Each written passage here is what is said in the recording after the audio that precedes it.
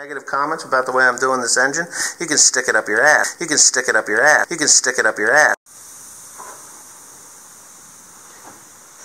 Okay, so now I've gone from very cold to very hot. You see, I'm back to wearing my regular hat again. It's hot out.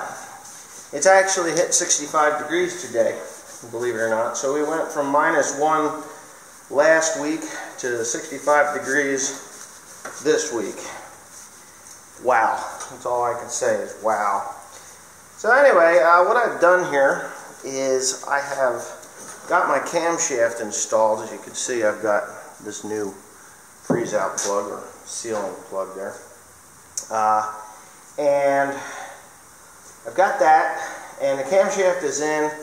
I couldn't seem to obtain, I guess I could have went to a performance shop and bought regular full-on camshaft lubricant, but I didn't. I bought 105 motor assembly grease, which has worked just fine for me in the past, and I'm pretty sure just about anybody that's ever built an engine knows exactly what this stuff is. I'm sure there's some guys that are going to say, oh, that's junk, you just blew your motor, but that's okay, I don't mind. I've done this before, and I just kind of find it rather funny that people that have never done the things that I do are really good at knocking it, but I'm not going to complain about them today. So what I've done is, because this engine block has sat for a while, and it's in a building that's not insulated, as you all know, you get a little bit of surface rust on pieces, bits and places. So what I'm going to do is I'm actually going to lay a main bearing in here and here. I'm going to put those in there, and I'm going to bring that crankshaft over, and I'm going to set the main bearings in, all of them. And then I've got plastic gauge over there, and I'm going to check the clearances. Never spun a bearing. All the bearings looked, actually they were worn, but there were no scores, like deep cuts or anything in them at all, which kind of surprised me, because let's face it, I locked this motor up. Back in 2004, after I bought my house, I needed to do some driveway scraping, and this is the tractor I used, and that was the last time I used it. So, if you're afraid to overhaul a motor, all the information you need is in a book like this. It's called the IT Shop Service Manual, and it'll give you everything you need to know, from the bearing clearances to the power steering to all kinds of things. So just a good thing. You can get it, probably get it on Amazon, or you can go down to Tractor Supply and pick it up, like I'm sure I did. I'm almost certain this is a Tractor Supply model book that I had bought when I was doing work on the 5020 there. I don't remember what I was doing to it, but I think it was when I was doing the transmission, which that information will be in there also. So it has the 3 and 4000 series tractors and the 6000. It actually goes right up to 6030. These are all the models that it does. So models 3020, 4000, 4020 serial numbers, 4010 before serial number 123,000. So we're good there. And as long as it does those, we're good. The serial number on this one, I don't even know. It doesn't matter, because we're just doing the engine. We're not doing anything else. So what I need to do is locate where the bearings are in this engine. And here they are. Yep. I mean, this is cylinder 6 right here. 5, 4, 3, 2, and 1 is the front. So we're pretty good there. And anyways, what I'm going to do is I'm going to look in this book here and check my clearances, make sure that I got everything that I need to know. Yep. See, that's an oil cooler. Those are for the 4000. See, that's what that part was for. I knew it. Anyway, all right. Let me get on to this, and I'll start you back up when I start setting bearings. Okay, so this tractor, because it's a diesel, has 7 main bearings. 7. Yep. 7 mains. 1, 2, 3, 4, 5, 6, 7. and they're thrusters. Now, I'm not too keen on the thrust bearing that I was given with this kit, because I'm going to have to do a little more reading on it. It has a, I'll show you here in a second, but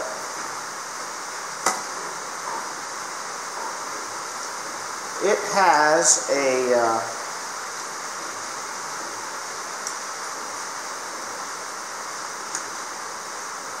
and you kind of want to set these in dry. If they've spun, you can use Loctite to reset them. I thought about doing that earlier, but what I'm going to do is I'm actually going to just put the two ends and this middle one in, and then I'm going to go get that crankshaft and I'm going to wrestle that thing over here, and I'm going to set it in there. I'm going to manhandle it. The son of a bitch weighs a lot.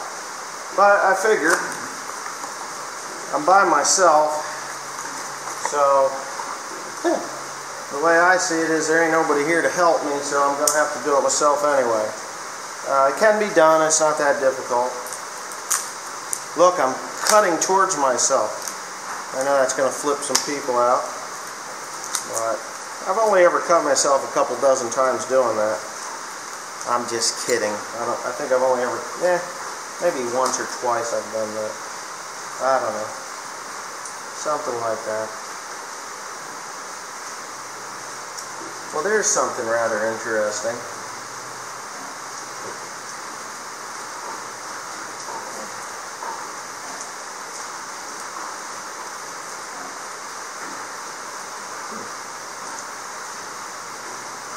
Very, very interesting, actually. That other bearing has actually a little bit of a Kuzma wadded on it. But anyway.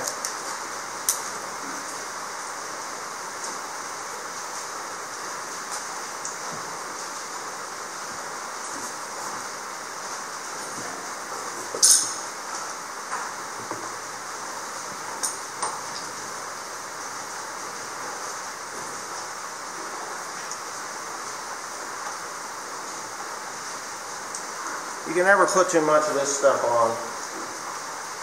After I'm done with this, I'm just putting this in here right now because you've got to provide some form of lubrication with it. I prefer the Schaefer's motor oil. This stuff is thin enough that when I do fire it up and the engine oil is flowing pretty good, it'll just pump right out of there. There ain't going to be much left in it anyway. You just got to prevent dry starts. Okay? So, let me move this down here. You don't want,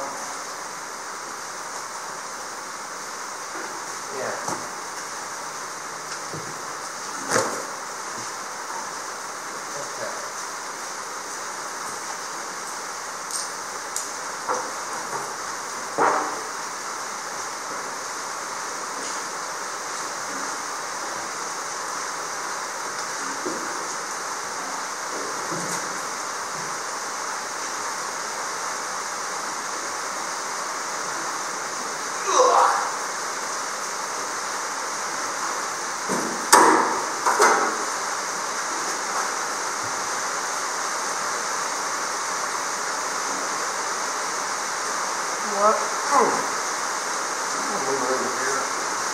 This is the direction it's got to go in anyway.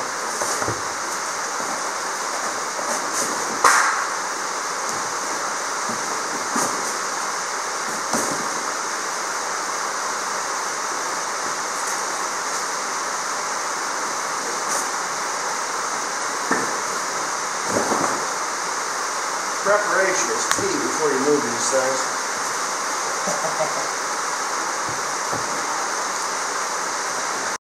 Okay, so I'm cleaning on this shaft, and I figured I'd give this opportunity to let the naysayers know and everybody else know that I mic'd both the camshaft and the crankshaft before, well, when I took it out of the tractor's engine block. I wanted to see how bad it was because I just spent a year with this tractor open, and I did purchase some parts and pieces during the course of that year for this machine. Run out of money, can't spend any. So you have to, take your time and purchase the parts when they come up at a reasonable cost. So right now I'm dealing with the thrust bearing, which is going to be a pain in the ass because I have a 3-piece thrust bearing. But anyway, they all mic'd out the way they were supposed to, and I was rather pleased. So I only plastic gauged a few of them. Okay. They did not give me instructions with the kit. This is the thrust bearing, okay? And this is a really nice thrust bearing. The really nice thrust bearings have the thrust bearing that goes all the way around. It wraps all the way around it. The thrust bearing that I got has sections to it. Okay? So, you have to set the end play of this thing to 85 thousandths. 8500ths. No, it's not a hell of a lot. It might be only 85 thousandths. It ain't much. So, in order to figure out here, because this goes all the way around, you really can't screw it up. As long as you line up the holes, these holes where the oil goes through, you can't screw this type up. But the type that I have here,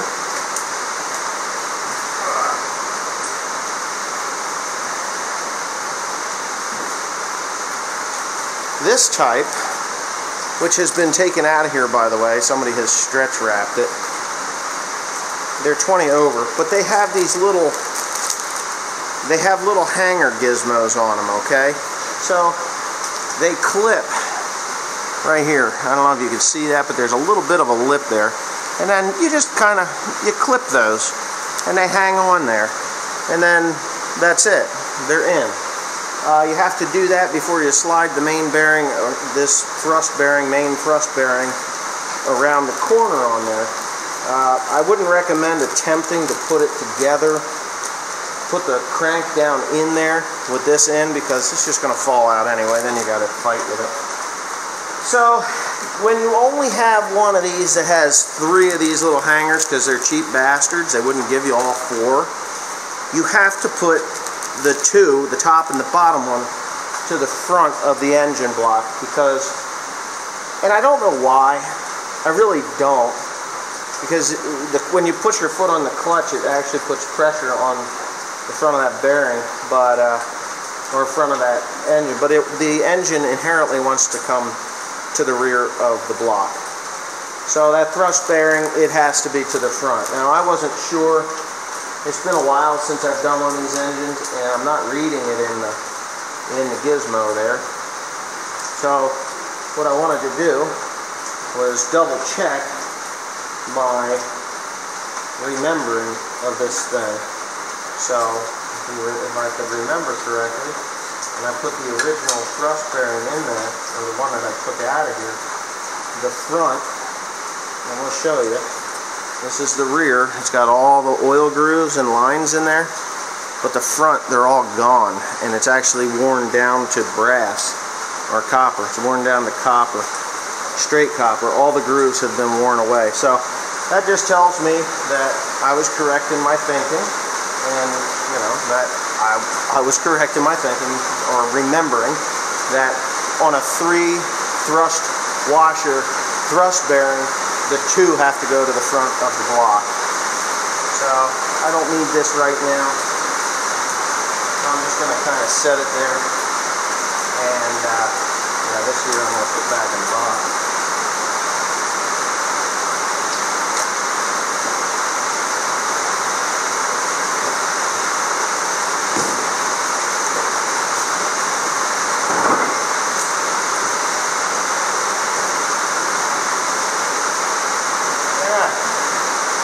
I'm going to shut you off for now. I have to actually dry off my crankshaft, and I'm going to wipe it down before I actually muscle it in there.